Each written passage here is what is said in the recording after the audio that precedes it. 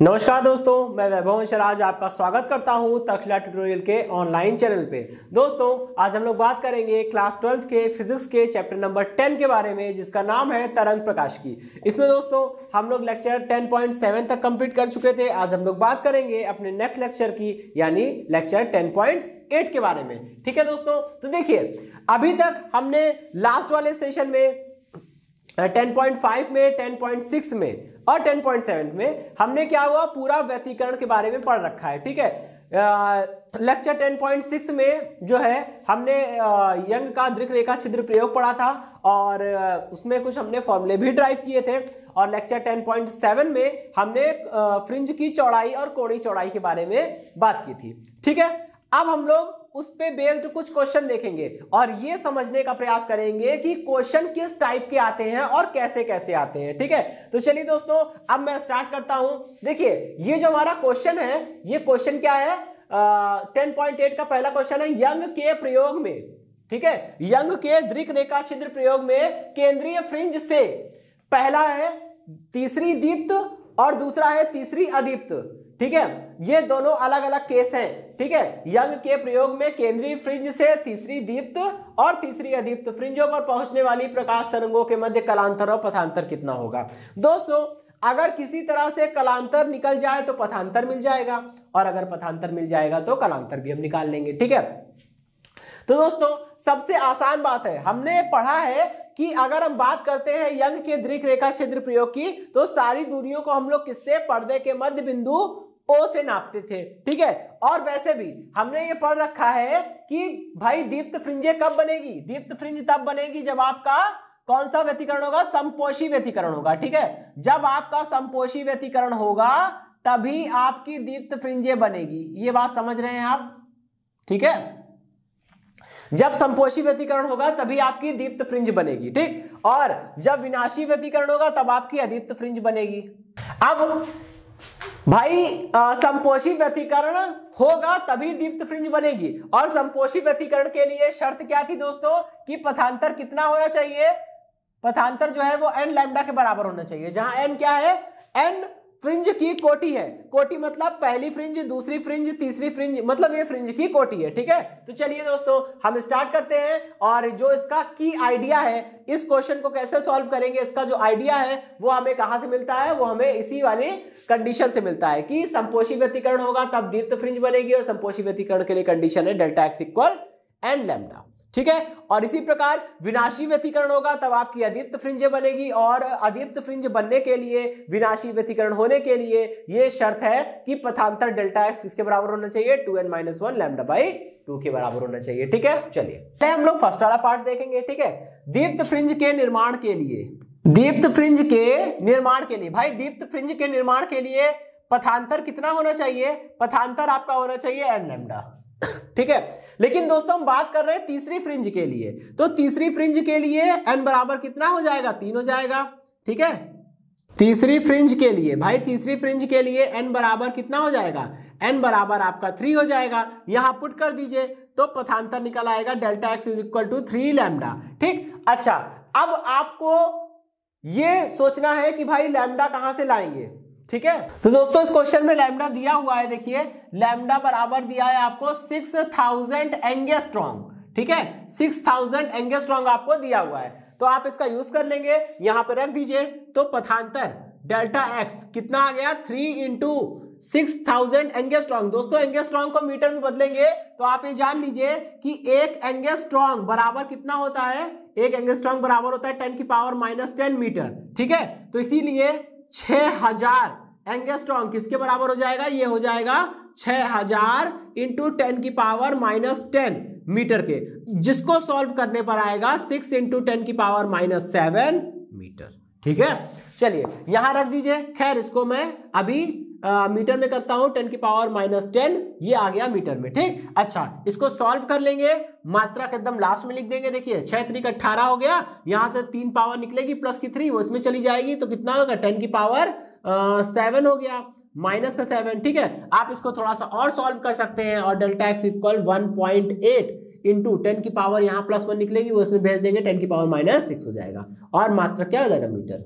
ठीक है, चलिए तो आपको तीसरी कहाँ गया, तीसरी दीप्त फ्रिंज के लिए पथांतर मिल गया। ठीक है, अब हम लोग बात करेंगे कलांतर के लिए। तो दोस्तों कलांतर कैसे निकालेंगे, कलांतर और पथांतर के बीच में संबंध क्या होता है, delta phi is equal to 2 pi by lambda into delta x. ठीक है, यही फॉर्मूला तो होता है ना, यही फॉर्मूला कन्वर्जन मैंने आपको बताया था। ठीक है, अब आपको अगर तीसरी फ्रिंज के निर्माण के लिए दो तरंगों के बीच में पथांतर डेल्टा एक्स मिल गया है, तो आपको उसी तीसरी दीप्त फ्रिंज के निर्माण के लिए पहुंचने वाली प्रकाश तरंगों के बीच में कलांतर भी मिल जाएगा। बस करना कुछ नहीं है, जो आपने प्रकाश तरंगों के बीच में पथांतर निकाला है डेल्टा एक्स, वो यहां रख दीजिए और सॉल्व कर लीजिए। ठीक है, तो दोस्तों delta phi is equal to, अब देखिए यहां पे अपनी प्रॉब्लम को बढ़ाना नहीं है।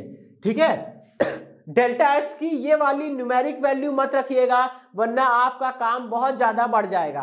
थोड़ा अकल से काम लेंगे। डेल्टा एक्स बराबर 3 लैम्डा रखिए।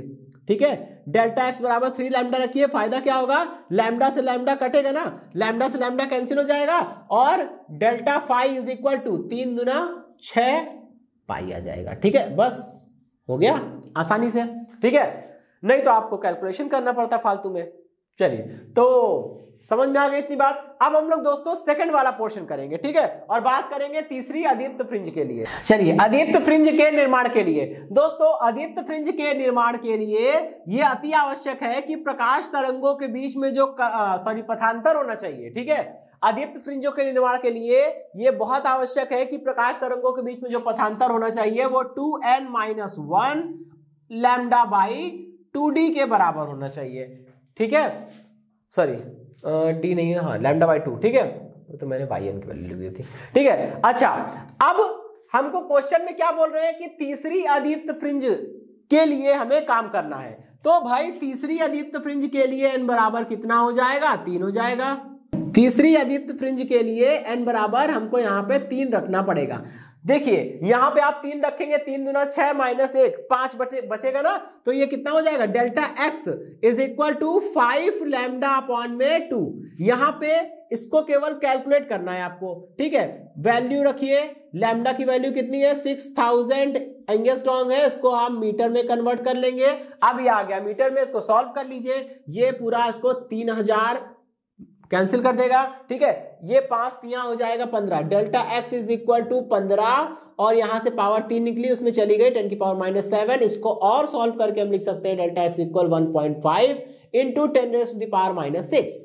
ठीक है, और ये क्या हो जाएगा दोस्तों, मीटर में हो जाएगा। ठीक है, चलिए, तो दोस्तों ये तो निकल के आ गया तीसरी अदीप्त फ्रिंजों के लिए पहुंचने वाली, मतलब तीसरी अदीप्त फ्रिंज के निर्माण के लिए पहुंचने वाली 2 प्रकाश तरंगों के बीच में पथांतर। ठीक है, अब उन्हीं 2 प्रकाश तरंगों के बीच में कलांतर निकालना है जो तीसरी अदीप्त फ्रिंज का निर्माण कर रही थी। ठीक है, तो उसके लिए बिल्कुल सिंपल सा फॉर्मूला है कि delta phi is equal to 2 pi by lambda upon into में डेल्टा एक्स। ठीक है, डेल्टा एक्स की वैल्यू आप निकाल चुके हो, वहीं रख दो, कैलकुलेट कर लीजिएगा। ठीक है, चलिए, लेकिन डेल्टा एक्स की वैल्यू ये वाली नहीं रखेंगे जैसे पहले काम किया था, ये वाली वैल्यू रखेंगे। ठीक है, चलिए कैलकुलेट करिए इसको। Delta phi is equal to 2 pi by lambda multiplied by 5 lambda by 2। Lambda से लैम्डा कैंसिल हो जाएगा, 2 से 2 कैंसिल हो जाएगा, और कितना आएगा, delta phi is equal to 5 pi. ठीक है, तो ये तो हो गया आपका उत्तर। तो दोस्तों देखिए कितनी आसानी से ये क्वेश्चन हो गया, और इस तरह के क्वेश्चन आपको एग्जाम में मिल जाएंगे। 3 मार्क्स में आप इस तरह के क्वेश्चन आपके सामने आ सकते हैं। ठीक है दोस्तों, तो इसमें ना ज्यादा कैलकुलेशन था, बस हल्का सा ध्यान रखना है कि दीप्त फ्रिंज के लिए बात होगी तो हम दीप्त फ्रिंज का फॉर्मूला लगाएंगे, अदीप्त फ्रिंज के लिए बात करेंगे तो अदीप्त फ्रिंज का फॉर्मूला लगाएंगे, बस। ठीक है, और n का ध्यान रखिएगा, तीसरी के लिए n बराबर 3 हो जाएगा, चौथी फ्रिंज के लिए n बराबर 4 हो जाएगा, इस चीज का भी विशेष ध्यान रखिएगा। ठीक है, चलिए अब हम लोग बात करेंगे अपने अगले क्वेश्चन के बारे में। चलिए दोस्तों देखिए, अब जो हमारा नेक्स्ट क्वेश्चन है वो क्या है, 2 mm की दूरी पर स्थित 2 समांतर स्लिटों पर 6000 एंगस्ट्रॉन्ग तरंगदैर्ध्य का प्रकाश, एक वर्णीय प्रकाश आपतित होता है। देखिए दोस्तों, यहाँ पे एक नया शब्द आया हमारे सामने, वो क्या है, एक वर्णीय प्रकाश का मतलब क्या है भाई।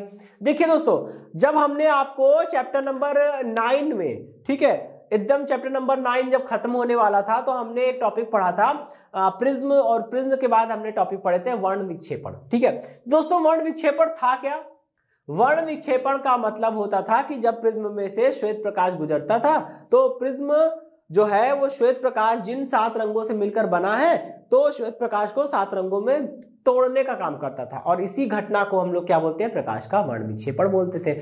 उसमें मैंने बताया था कि वर्ण का मतलब सीधे सीधे कलर से होता है। वर्ण का मतलब क्या हुआ, कलर, रंग, ठीक है। तो यहाँ पे वही है, एक वर्णी मतलब एक सिंगल कलर का प्रकाश होगा, ठीक है, उसमें मल्टीपल कलर्स नहीं होंगे, सिंगल कलर का प्रकाश होगा, और उसकी तरंग दैर्ध्य कितनी दे रखी है, 6000 एंगस्ट्रॉम, 6000 एंगस्ट्रॉम दे रखी है तरंग दैर्ध्य, ठीक है। और दोस्तों आपने दोस्तों ये भी पढ़ रखा होगा कि अगर हम बात करते हैं किसी विद्युत चुंबकीय तरंग, हमने चैप्टर नंबर 8 में पढ़ा था, ठीक है। विद्युत चुंबकीय तरंग में हमने विद्युत चुंबकीय तरंगों का स्पेक्ट्रम बनाया था। इस स्पेक्ट्रम में हमने बताया था सबसे कम तरंग दैर्ध्य होती है किसकी, वॉयलेट की। कितनी होती है, करीब 4000 एंगस्ट्रॉम के आसपास होती है, ठीक है। और सबसे ज्यादा तरंग दैर्ध्य होती है लाल रंग की, कितनी होती है, करीब 7500 एंगस्ट्रॉम के आसपास होती है, ठीक है। अब इसके बाद VIBGYOR ये 7 रंग आ गए, ठीक है। अच्छा, अब अगर तरंग दैर्ध्य 7000 7500 एंगस्ट्रॉम से थोड़ी सी कम है, इसका मतलब प्रकाश जो है वो किसके बीच में होगा, रेड और ऑरेंज के बीच में कहीं होगा, ठीक है। तो एक सिंगल कलर का प्रकाश गिरेगा, यानी एक सिंगल कलर की लाइट आपको मिल रही है, उस लाइट की तरंग दैर्ध्य आपको दे रखी है कितनी, 6000 एंगस्ट्रॉम। और ये थोड़ा सा अपने दिमाग में बैठा लीजिए कि 6000 एंगस्ट्रॉम की बात कर रहा है, तरंग दैर्ध्य ज्यादा है, तो कलर जो होगा वो पीछे से कोई होगा, यानी कि या तो रेड होगा या तो ऑरेंज होगा, इसी के आसपास कोई कलर होगा, ठीक है। चलिए, तो एक सिंगल कलर की लाइट जो है वो गिर रही है, और दोस्तों दोनों स्लेटों के बीच की दूरी दे रखी है। भाई आपने पढ़ा था यंग का दृक रेखा छिद्र प्रयोग, उसमें क्या था, स्लिट S1 थी, ये स्लिट S2 थी। स्लिट S1 और S2 के बीच की दूरी क्या थी, ये स्लिट S1 और S2 के बीच की दूरी जो है वो स्मॉल d के बराबर है, ठीक है, वो दूरी स्मॉल d के बराबर है, ठीक है। तो यहाँ पे हमको वही समझना है, ठीक है, ये स्मॉल d दूरी उसी की बात हो रही है। तो यहाँ पे आपको दोनों स्लिटों के बीच की दूरी 2 mm दे रखी है, ठीक। अच्छा, अब देखिए स्लिट से 30 सेंटीमीटर की दूरी पर एक पर्दा रखा है, स्लिट से कुछ दूरी पर एक पर्दा रखा जाता है, आपको पता ही होगा। तो स्लिट और पर्दे के बीच की दूरी कितनी है, कैपिटल D है, ठीक है। स्लिट से 30 सेंटीमीटर की दूरी पर पर्दा रखा गया है, उस पर्दे पर फ्रिंज को देखना है, फ्रिंज की चौड़ाई बताइए, ठीक है। चलिए, ये बिल्कुल ही स्ट्रेट फॉरवर्ड है, बहुत सीधा सा क्वेश्चन है, बिल्कुल फॉर्मूला बेस्ड है। अगर आपको व्यतिकरण पर आधारित क्वेश्चंस करने हैं तो अपने दिमाग में यंग के दृक रेखा छिद्र प्रयोग में जैसा अरेंजमेंट बना हुआ था कि कहां पे स्लिट थी, कहां पे पर्दा था, स्लिट और पर्दे के बीच की दूरी कितनी थी, दोनों स्लिटों के बीच की दूरी कितनी थी, ये सब आपको अपने दिमाग में क्लियर रखना है, ताकि क्वेश्चन को पढ़ते ही समझ में आ जाए कि आपको क्या क्या दिया है, ठीक है। चलिए दोस्तों, आपको क्या क्या दिया है, देखिए स्मॉल d दिया है, ठीक है, दोनों स्लिटों के बीच की दूरी 2 mm है, 2 mm। mm को मतलब मिलीमीटर को मीटर में कन्वर्ट करेंगे तो करना क्या होगा, 10 की पावर -3 से मल्टीप्लाई करना होगा, ठीक है। प्रकाश, जिस कलर का प्रकाश हम यूज कर रहे हैं उसकी तरंग दैर्ध्य कितनी है, 6000 एंगस्ट्रॉम है। एक एंगस्ट्रॉम में 10 की पावर -10 मीटर होते हैं, इसको कन्वर्ट करेंगे तो कितना आ जाएगा, लैम्डा इज इक्वल टू 6 × 10 की पावर -7 मीटर, ठीक है। चलिए, अब बात करते हैं हम लोग कैपिटल D की। तो दोस्तों कैपिटल D क्या होता है, कैपिटल D मतलब स्लिट से पर्दे के बीच की दूरी, और स्लिट और पर्दे के बीच की दूरी कितनी है, 30 सेंटीमीटर है। सेंटीमीटर को मीटर में कन्वर्ट करने के लिए 10 की पावर -2 से मल्टीप्लाई करना पड़ेगा, ठीक है। आपको बोल रहे हैं फ्रिंज की चौड़ाई ज्ञात कीजिए। दोस्तों चौड़ाई ज्ञात करने का सीधा साधा फॉर्मूला हमें पता है, और देखिए दोस्तों ध्यान रखिएगा, मैंने अभी आपको बताया कि अगर आपसे कुछ नहीं बोलेंगे तो आप चौड़ाई मतलब सिंपल जो चौड़ाई होती है हम उसकी बात कर रहे हैं, ठीक है। W बराबर D, capital D lambda upon small d। अगर आपसे जब तक कोणीय चौड़ाई नहीं कहेगा तब तक आप कोणीय चौड़ाई मत समझिएगा, ठीक है, वरना आंसर गलत आ जाएगा, ठीक। चौड़ाई पूछ रहा है तो W इज इक्वल टू कितना होता है, D लैम्डा अपॉन D होता है। अब चाहे दीप्त फ्रिंज की चौड़ाई हो चाहे अदीप्त फ्रिंज की चौड़ाई हो, दोनों की चौड़ाई बराबर होती है, कितनी होती है, D लैम्डा अपॉन D। सारी वैल्यूज आपके सामने है, बस कैलकुलेशन करना है, ठीक है।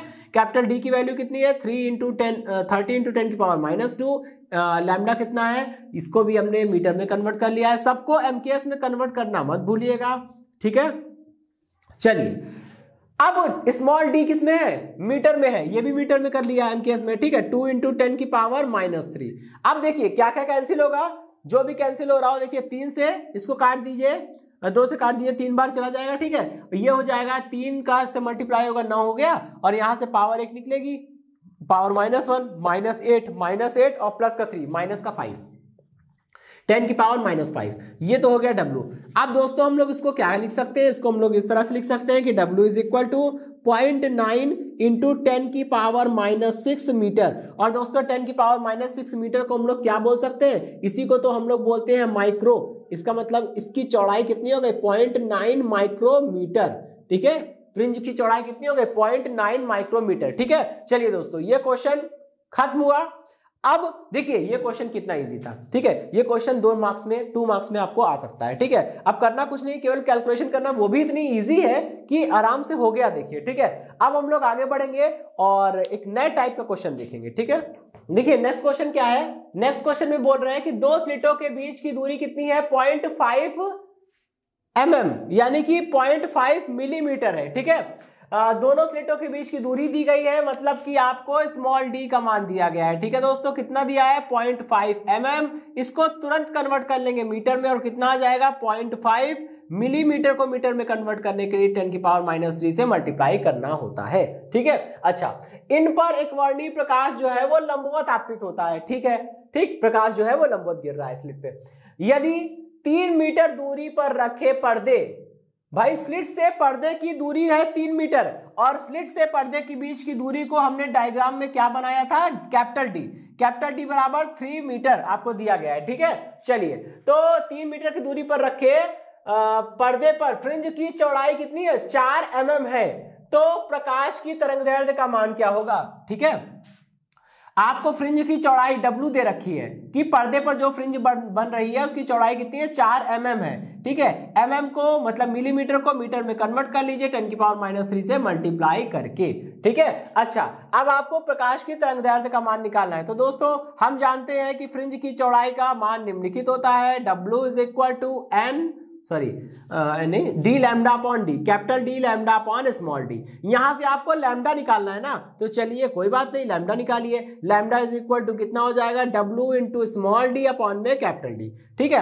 अब हमें इसे कैलकुलेट करना है ना दोस्तों, तो चलिए लैम्डा इज इक्वल टू कितना आएगा, W की वैल्यू रखिए 4 इंटू 10 की power -3 multiplied by small D कितना है, स्मॉल डी है 0.5 इंटू 10 की पावर -3, ठीक है। और कितना आ गया, कैपिटल डी, ठीक है। मुझे कैपिटल डी का मान भी रखना है, तो कैपिटल डी का मान ये दिया हुआ है 3, ठीक है। इसको सॉल्व कर लीजिए भाई। लैम्डा इज इक्वल टू कितना आएगा, 4 का 0.5 से मल्टीप्लाई करेंगे 2 आएगा, और 10 की पावर कितना हो जाएगा, -6 डिवाइडेड बाय 3, 2/3 को सॉल्व करने पर कितना आएगा, 0.66 है ना, या 0.67 भी आप बोल सकते हैं, क्योंकि 0.666 करके आता जाएगा, तो आप उसको अप्रोक्सीमेशन लगा के सार्थक अंकों का यूज करके 0.67 लिख सकते हैं, ठीक है।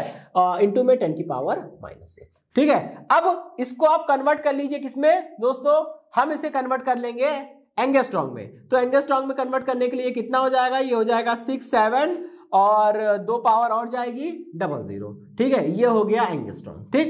तो ये 6700 एंगस्ट्रॉन्ग तरंगदैर्ध्य आ रही है। और दोस्तों आपको पता है कि अगर किसी भी विद्युत चुंबकीय तरंग की तरंगदैर्ध्य जो है वो 4000 एंगस्ट्रॉन्ग से 7500 एंगस्ट्रॉन्ग के बीच में आती है, तो समझ लीजिएगा वो विद्युत चुंबकीय तरंग जिसकी तरंगदैर्ध्य 4000 एंगस्ट्रॉन्ग से 7500 एंगस्ट्रॉन्ग के बीच में है, वो विद्युत चुंबकीय तरंग कैसी है, एक प्रकाश है। कौन सा प्रकाश, दृश्य प्रकाश है। तो इसकी जो तरंगदैर्ध्य निकल के आई है वो इस वाले परास के भीतर ही पाई जाएगी। इसका मतलब ये जो प्रकाश होगा उसको हम अपनी आंखों से देख सकते हैं, वो प्रकाश दृश्य प्रकाश होगा, ठीक है। चलिए दोस्तों अब हम लोग बात करेंगे अपने नेक्स्ट क्वेश्चन के बारे में, ठीक है। देखिए हमारा जो नेक्स्ट क्वेश्चन है उसमें क्या पूछ रहे हैं, यंग के व्यतिकरण प्रयोग में 5000 एंगस्ट्रॉन्ग तरंगदैर्ध्य के लिए, ठीक है, स्लिटों से 50 सेंटीमीटर की दूरी पर रखे पर्दे पर प्राप्त फ्रिंज की चौड़ाई 0.04 सेंटीमीटर है, ठीक है।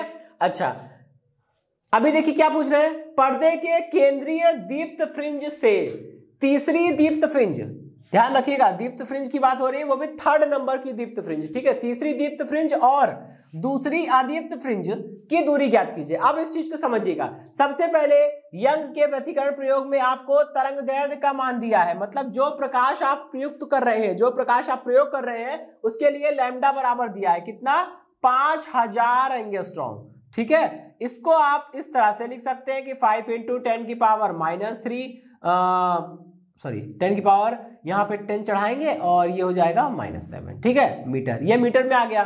कन्वर्ट करने का तरीका मैं आपको बता ही चुका हूं कि भाई 1 एंगस्ट्रॉम बराबर होता है किसके, 10 की पावर -10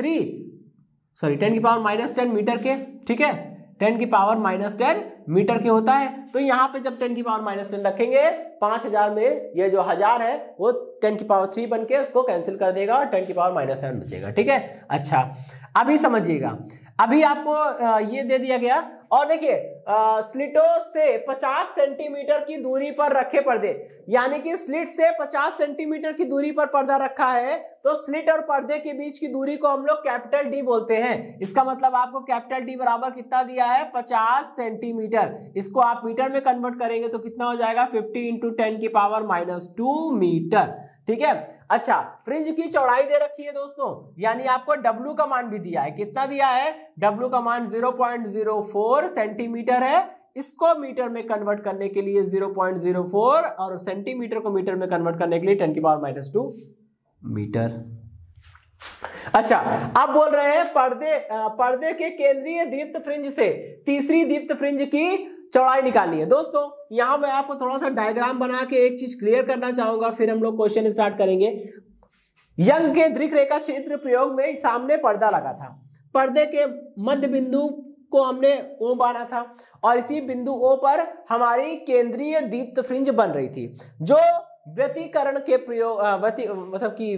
प्रयोग में यंग के दृक रेखा छिद्र प्रयोग में जो केंद्र पर या पर्दे के मध्य बिंदु पर जो फ्रिंज बन रही थी वो दीप्त फ्रिंज थी, और बिल्कुल केंद्र पर बन रही थी, इसलिए उसे हमने केंद्रीय दीप्त फ्रिंज बोला था, ठीक है। अब उसके बाद यहाँ पे पहली अदीप्त बनेगी, ठीक है, फिर उसके बाद फिर दीप्त बनेगी, फिर यहाँ पे अदीप्त बनेगी, इस तरह से बनती जाएगी, ठीक है। तो अगर हम बात करते हैं, यहाँ पे आपको देखिए एक चीज अच्छी बोली गई है कि आपको पर्दे के केंद्रीय दीप्त फ्रिंज से दूरी निकालनी है, ठीक है। तो आपके लिए आसान हो गया। सपोज करिएगा यहां पे जो मैं ब्लैक रंग से लाइन खींच रहा हूं वो हमारी ब्राइट फ्रिंज है, ठीक है। ये हो गई फर्स्ट ब्राइट, ठीक है, फर्स्ट बी लिख दिया, फर्स्ट ब्राइट, ये सेकंड ब्राइट हो गई, ठीक है। इसके बाद आपकी यहाँ पे थर्ड ब्राइट मिल जाएगी, ठीक, थर्ड ब्राइट। इसी तरह से दोस्तों यहां नीचे भी फर्स्ट ब्राइट, फर्स्ट बी, यहां पे सेकंड ब्राइट फ्रिंज मिलेगी आपको, सेकंड बी, ठीक है। और यहाँ पे इसी तरह से थर्ड ब्राइट फ्रिंज आपको ऐसे करके मिलती जाएगी,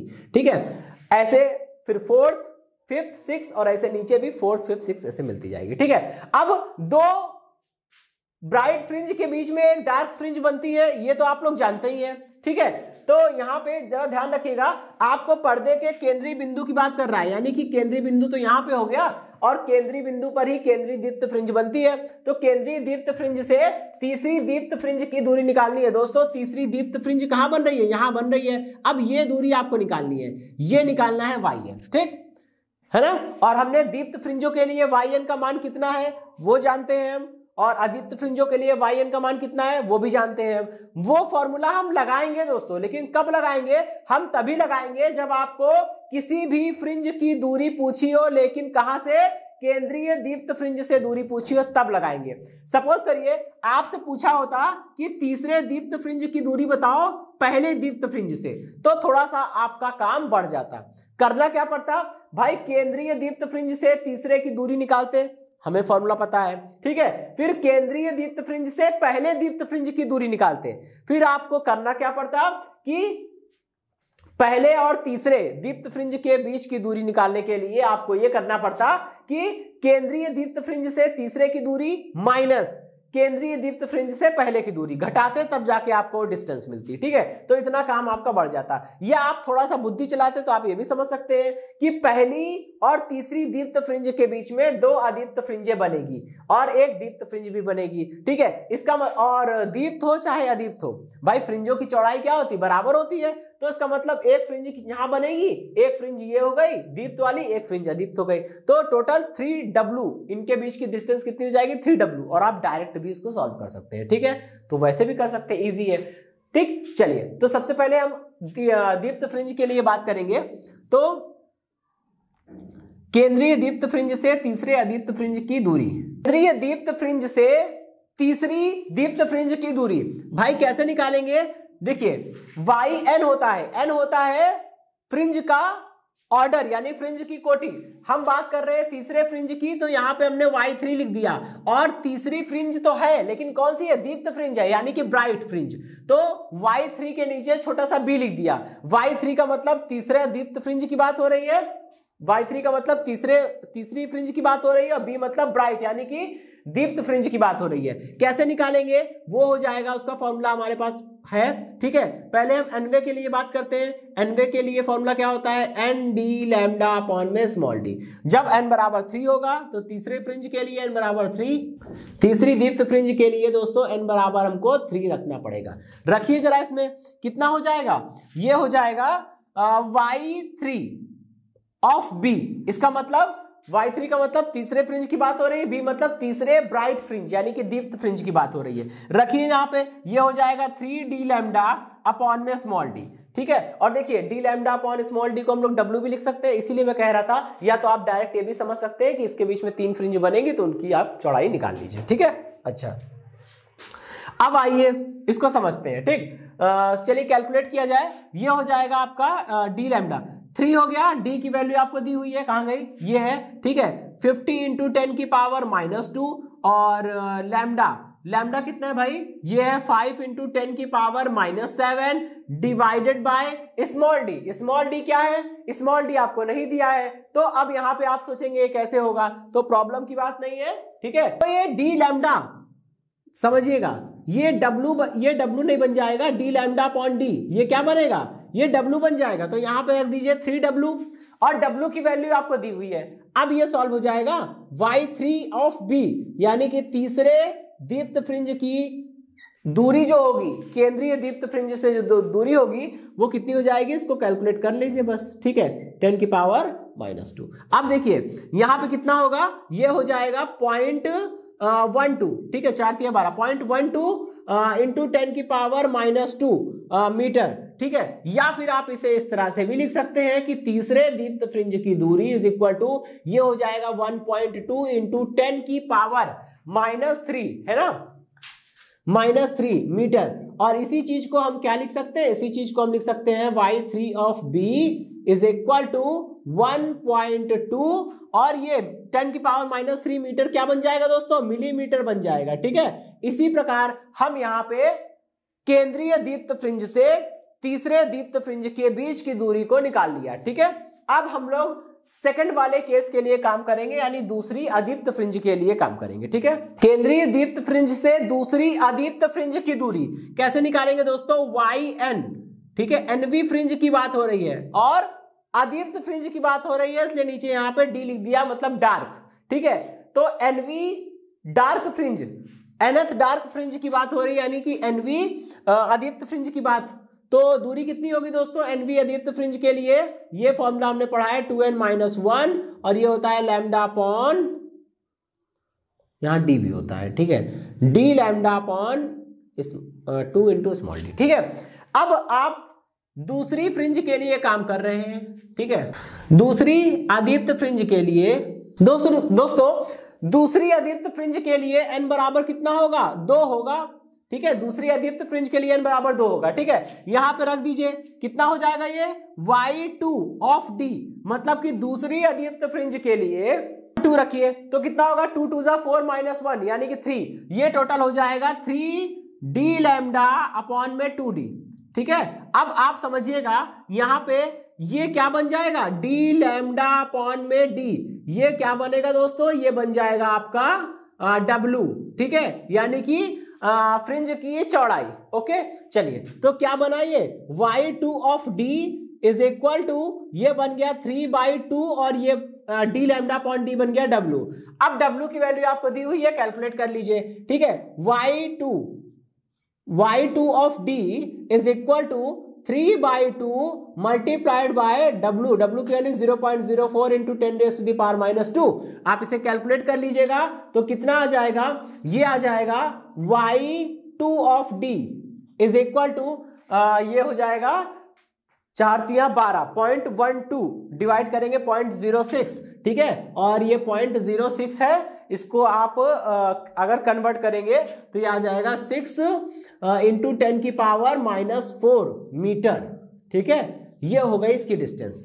तो आप लिख सकते हैं 0.6, ठीक है, 0.6 इंटू 10⁻⁻3 और इसको हम बना देंगे मिलीमीटर, तो 0.6 मिलीमीटर भी इसका जवाब हो सकता है, ठीक है।